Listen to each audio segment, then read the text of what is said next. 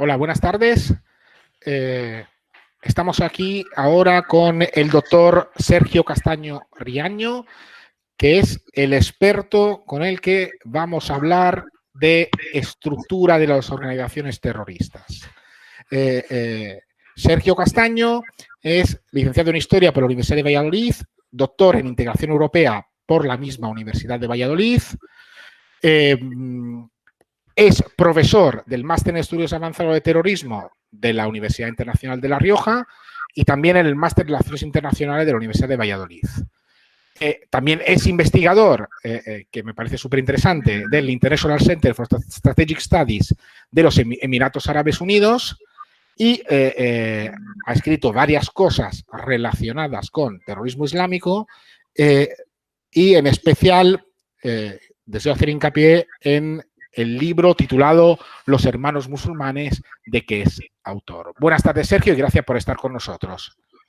Hola, buenas tardes, Giorgio. Encantado de contribuir y aportar algo nuevo al máster.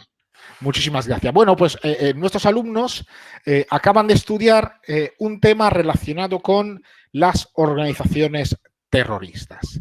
En ese tema hemos hablado de movimientos y organizaciones terroristas, de la utilidad del estudio de la organización, de la estructura de la organización terrorista, y hemos hecho mucho hincapié en ventajas y en la evolución de la organización, de la estructura de la organización terrorista, y en ventajas y desventajas relacionadas con la adopción de una estructura más piramidal o de una estructura más reticular. Bueno, Sergio, a la luz de tu experiencia, ¿por qué es tan importante estudiar la estructura de la organización terrorista?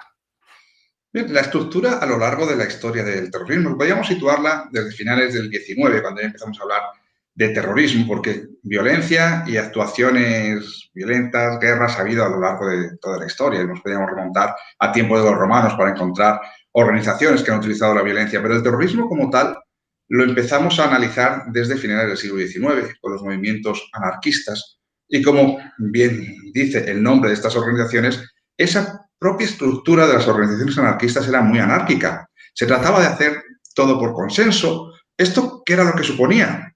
Un verdadero caos, porque la información fluía, la información salía de la organización y facilitaba en muchos casos que las fuerzas de seguridad pudieran controlar los movimientos y saber quiénes eran exactamente los miembros de estas organizaciones terroristas y de estas organizaciones anarquistas. A pesar de ello, el impacto del terrorismo anarquista a finales del siglo XIX, principios del siglo XX, fue increíble en todos los países europeos, Francia, Italia, España, en Rusia, sobre todo, fue el comienzo del fin de la época zarista con estos atentados terroristas, pero esa estructura se vio que no funcionaba. Se va evolucionando, cada vez adoptan las organizaciones una estructura más militar. Y lo vemos, por ejemplo, con el IRA. El IRA viene del ejército irlandés. En el conflicto por la independencia de Irlanda se va formando un ejército y cuando ya se llega a soluciones políticas y a una vía pacífica para resolver el conflicto, algunos de los integrantes de ese ejército continúan con sus actividades violentas y a partir de ahí se forma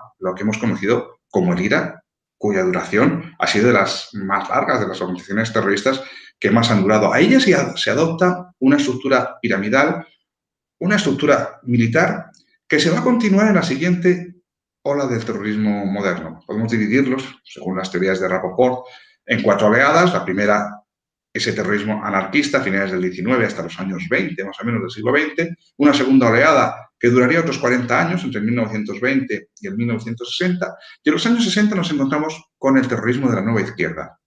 Aquí sí que se van a adoptar estructuras totalmente militares. En Europa hubo varias organizaciones, como las Brigadas Rojas en Italia, como Baden-Meinhof en Alemania, o en España surge también con un componente nacionalista, no solo de la nueva izquierda, el grupo terrorista ETA.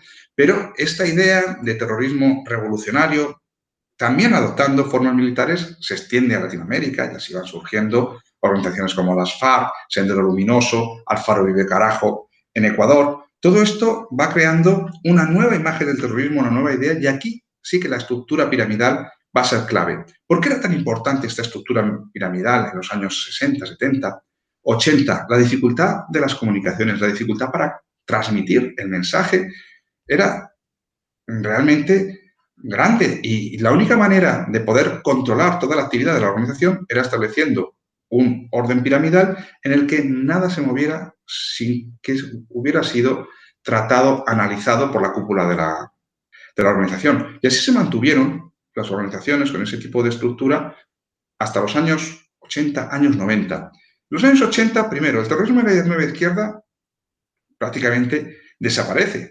porque la razón de ser de este terrorismo, que había sido el apoyo a una idea del mundo basada en los principios comunistas, cae una vez que se desintegra la Unión Soviética, se desintegra todo el bloque del Este, cae el muro de Berlín. Muchas de estas organizaciones ya pierden su apoyo. Baden-Meinhof, por ejemplo, que había encontrado un apoyo importante al otro lado del muro de Berlín, en Alemania democrática, pierde los apoyos, pierde el sentido.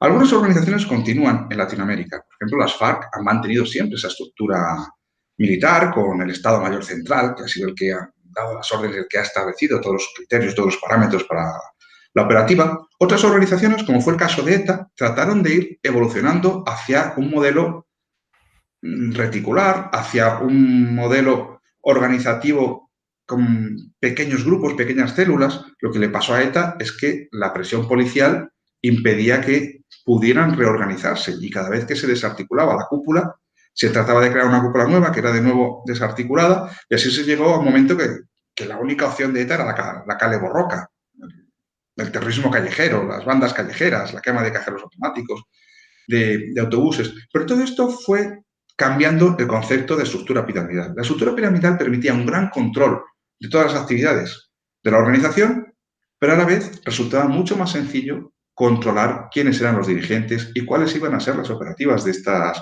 organizaciones. Volvemos a la comunicación. La comunicación era muy complicada. Los zulos que tenía ETA por las montañas del País Vasco para guardar toda la documentación, esa documentación en papel había que conservarla. Ahí estaba toda la operativa y toda la información necesaria para el funcionamiento de la organización. En los años 90 nos encontramos con el correo electrónico, nos encontramos con nuevas vías de comunicación. También estas nuevas vías de comunicación y estas nuevas opciones de seguimiento van a facilitar a las fuerzas de seguridad el control y la investigación sobre las actividades terroristas. Entonces, esto va a llevar a una transformación que no vamos a ver ya en esas organizaciones históricas que poco a poco se van desintegrando. Le pasó a IRA, le pasó a ETA. Las FARC han continuado algunos años más, pero también ha dejado su actividad violenta hace un par de años. Pero esas nuevas formas de terrorismo, ese terrorismo distribuido a través de pequeñas células, va a ser la operativa que va a tomar Al-Qaeda cuando decide internacionalizar su actividad. En un primer momento, Al-Qaeda también adopta una estructura piramidal. Cuando Al-Qaeda se centró sus actividades en Afganistán, ese era el tipo de organización que predominaba.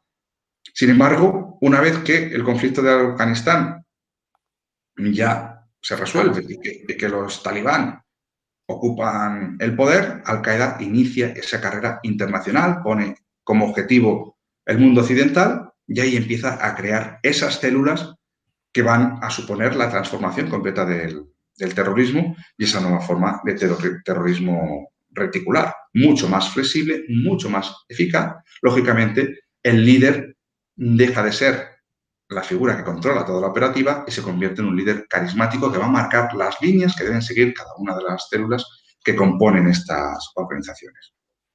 Eso te iba a decir, o sea, cuando en la medida que la organización se va expandiendo, las células adquieren relativa autonomía respecto al cuerpo central, hemos visto en el tema. Eso también a veces, ¿crees tú que puede redundar en mayor capacidad operativa de la organización entendida como célula individualmente considerada? Aquí yo creo que los medios de comunicación están jugando un papel que lleva a equívoco, porque se habla de Al-Qaeda, se habla del Estado Islámico como una unidad. ¿Realmente a qué nos enfrentamos? Es verdad que el Estado Islámico ha controlado territorio, ha tenido parte importante de territorios, ciudades destacadas en Irak y en Siria. Pero cuando hablamos del Estado Islámico en Europa, ¿quién son los miembros del Estado Islámico en Europa? En muchos casos son células independientes que deciden a través de Internet, a través de diferentes contactos que van haciendo, generalmente en las redes sociales, sumarse a la causa del Estado Islámico. Pero vimos cómo fueron los atentados de Barcelona. ¿Qué operativa se llevó a cabo en esos atentados de Barcelona de agosto de 2017? ¿Quién apoyó realmente a ese grupo? ¿Había una estructura fuerte detrás? No. Ahí lo que hubo es un líder que desde el Centro Islámico de Ripoll fue atrayendo a nuevos seguidores y transmitiendo este mensaje, esta idea de apoyar la yihad global y de sumarse al Estado Islámico, fue organizando los atentados. Los atentados deberían haber sido mucho más fuertes y mucho más impactantes de lo que al final fueron, porque la idea era ir almacenando bombonas de butano para atentar contra la Sagrada Familia e incluso contra el campo de fútbol de Barcelona, contra el camp. Cuando les estallan las bombonas de butano, optan por el plan B, que era alquilar unas furgonetas, probablemente las mismas furgonetas que iban a ser cargadas por las bombonas de butano, y se lanzan por las Ramblas a matar a todo el mundo que estuviera por la calle. De ahí que la organización pierde el control efectivo sobre las acciones y lo que hay es un movimiento ideológico que lleva a mucha gente a simpatizar con este movimiento y a sumarse a la causa. Pero no encontramos ya esa estructura, ese casi ejército como eran las organizaciones que operaron con anterioridad. Entendido.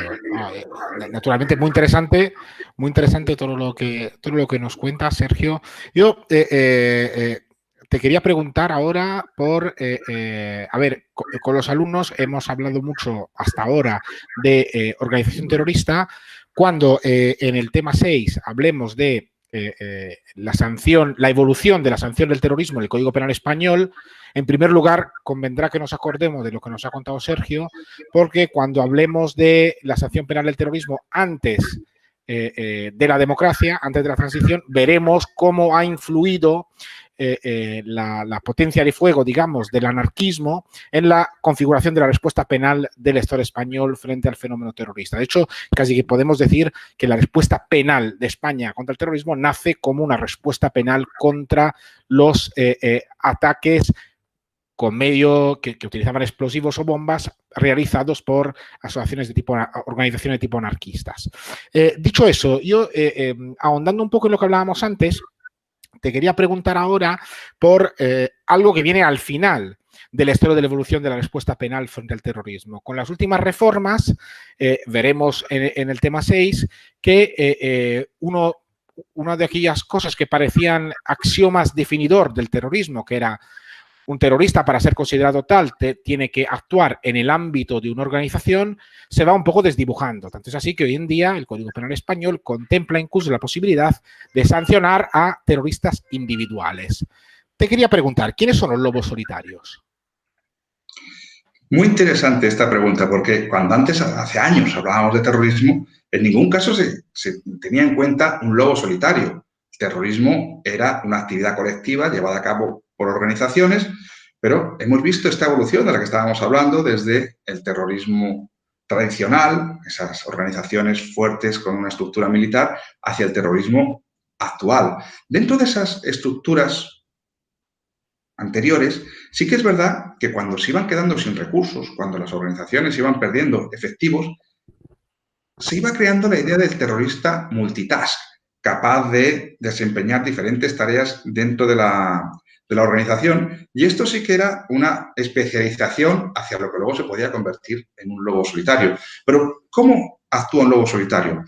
En otros periodos era muy difícil encontrar un lobo solitario porque la captación se tenía que hacer en determinados entornos, en grupos. Por ejemplo, la captación de ETA se hacía en pueblos del País Vasco, donde había muchos simpatizantes de la izquierda abertzale, en determinados contextos, en algunos barrios de las capitales del País Vasco, y ahí, en un entorno favorable, había gente que se sumaba. ¿Cómo empieza la captación dentro del terrorismo islámico en Europa? En mezquitas, en las cárceles. Pero ahora, sumarse a la causa del terrorismo global es tan sencillo como entrar en determinadas páginas de Internet. y no páginas escondidas, sino en el mismo Facebook, en Instagram, podemos encontrar enlaces, personas que van a incitar y que van a canalizar a esos posibles seguidores hacia páginas más complejas donde se va a adoctrinar y donde se va a convencer de la necesidad de actuar contra el infiel. Aquí surge el lobo solitario, alguien que por voluntad propia decide sumarse a una causa. Hablamos también de estos lobos solitarios sin recursos de terrorismo low cost, de terrorismo barato, porque están proliferando. En Londres, prácticamente todos los meses, bueno, en los últimos meses parece que no ha habido muchos atentados, pero sí que en los últimos 2 años no ha habido mes en el que no hayamos encontrado alguna situación que ya no se habla ni de terrorismo, por no alarmar, yo creo, pero personas que salen con elementos muy rudimentarios, como puede ser un cuchillo, como pueden ser herramientas que se fabrican a intentar hacer daño, a matar. ¿Cuáles son las motivaciones? Pues toda esa radicalización que ha llegado a través de Internet que ha convencido a esa persona que tiene que actuar. ¿Hay una organización detrás de esas personas? En absoluto, no tienen recursos, no cuentan con capacidad financiera, con capacidad económica para llevar a cabo sus atentados. De ahí que sean atentados tan sencillos, pero que consiguen hacer daño, consiguen matar 1, 2 personas. Es verdad que no se está dando ya el impacto mediático que se dio, por ejemplo, con los atentados de Charlie Hebdo. Es verdad que fueron mucho más dramáticos. Ahí no hablamos de lobos solitarios, aunque fueron 2 personas las que llevaron a cabo estos atentados, pero ahí sí que había un apoyo logístico detrás, como lo hubo también en los atentados de París de noviembre del 2015, donde estaba todo perfectamente coordinado y el daño que se hizo fue brutal. Pero esos atentados cada vez son más difíciles de llevar a cabo y desde ese liderazgo ideológico de las organizaciones terroristas globales, lo que se hace es incitar a que todo el mundo que se siente identificado con la causa actúe y actúe de cualquier manera. Lógicamente, ese objetivo principal que tenían las organizaciones terroristas de conseguir el mayor impacto mediático y el mayor daño posible para que su mensaje llegue, ya no se está consiguiendo. Es verdad que la coordinación policial está llevando a que cualquier célula que inicia movimientos para actuar es desarticulada y lo que queda es el lobo solitario. Pero un lobo solitario generalmente no pertenece a ningún grupo, son personas que se suman a través de las redes sociales a la causa, que deciden actuar por su cuenta y que, por tanto, los recursos son tan limitados que el impacto que pueden conseguir es prácticamente insignificante. De ahí que en la actualidad, cuando hay algún atentado de este tipo, lo único que se hace es una referencia a los medios de comunicación y no se da mayor publicidad. Aunque yo creo que en este caso lo que hay también es un acuerdo tácito entre los medios de comunicación de no dar demasiada publicidad al terrorismo yihadista. Muchas gracias, Sergio. Muy interesante, me ha parecido tu reflexión. Tenía una última pregunta respecto de este tema y era la siguiente. Hemos visto cómo, y tú también has hecho hincapié de ello, cómo hay organizaciones terroristas que a lo largo de los años modifican su estructura interna, su forma de funcionar, su organización. Y indudablemente, en parte por lo menos, lo hacen también como reacción a los mecanismos persecutores, ¿no? A las políticas antiterroristas. Entonces, de ahí que mi pregunta invierte un poco la perspectiva. ¿Crees que es útil para diseñar una política antiterrorista el estudio de la organización terrorista? ¿El estudio de la organización terrorista? Sí. Saber cómo funciona la organización terrorista, ¿por qué es tan importante a la hora de plasmar una política antiterrorista? Hasta ahora ha sido fundamental, porque realmente el terrorismo que ha impactado en todo el mundo ha sido a través de organizaciones y había que saber cuál era la operativa de esas organizaciones, cuáles eran las conexiones. Ahora resulta mucho más complicado, pero en cualquier caso hay que seguir el rastro y hay que analizar quiénes son los terroristas, por qué actúan y quién está detrás. Aunque sean páginas web de Internet, aunque el líder ideológico esté situado a 10.000 kilómetros del lugar en el que se va a perpetrar el atentado o el intento de atentado, pero siempre hay una organización detrás. En muchos casos nos encontramos, volviendo a los lobos solitarios, que son personas sin referentes, que son personas que han sufrido discriminación y que encuentran en la participación dentro de un grupo terrorista o de una organización, porque puede ser una pequeña célula. Esa persona que se radicaliza a través de Internet encuentra una pequeña célula a la que participar y esa célula le va a convertir en un héroe. Todo esto lleva a que haya determinados entornos en los que hay que actuar, en los que hay que investigar y saber el por qué se está produciendo esa radicalización, por qué hay lobos solitarios, por qué hay pequeñas células, quiénes son los líderes, de dónde llegan esos líderes. Porque es verdad, volviendo a los atentados de Barcelona, hay un líder que consigue convencer al otro, pero ¿de dónde sale ese líder? ¿Dónde se ha radicalizado ese líder? Ha habido muchos europeos que han viajado a Siria y a Irak en los años de conflicto y que han retornado y que retornan mucho más radicalizados de lo que fueron. Esas son las personas que están actuando como líderes, reclutando, y aunque ya no haya que estudiar una organización como se hacía antes, la organización terrorista ETA, las FARC en Colombia, o Sendero Luminoso, o las Brigadas Rojas, que había que analizar quiénes eran los integrantes de la organización, cuáles eran los objetivos, cómo iban a actuar, cuáles eran los planes que tenían. Ahora lo que hay que analizar son los entornos, los perfiles que pueden ser proclives a radicalizarse y detectar que lo están haciendo muy bien las fuerzas de seguridad, porque tampoco se da mucha publicidad, pero todas las semanas hay alguna detención, hay algún caso en el que se actúa para evitar atentados. Por fortuna no estamos teniendo atentados porque las fuerzas de seguridad los están impidiendo y están actuando de forma muy efectiva gracias a este análisis centrado en aquellas ciudades donde hay una mayor concentración. Ahora mismo pues, hablamos de Ceuta, Melilla, Barcelona, Madrid, la zona del Levante también es una zona donde hay bastantes elementos de radicalización. En el País Vasco también hay algunos, pero sobre todo los grandes núcleos urbanos. Muchísimas gracias, Sergio. Yo creo que no nos queda más tiempo. Yo la verdad que me quedaría, vamos, toda la tarde hablando contigo, pero creo que no nos queda más tiempo. Así que muchísimas gracias por tu contribución y espero que los estudiantes la encuentren igual de interesante que la he encontrado yo. Muy bien, muchas gracias, Giorgio.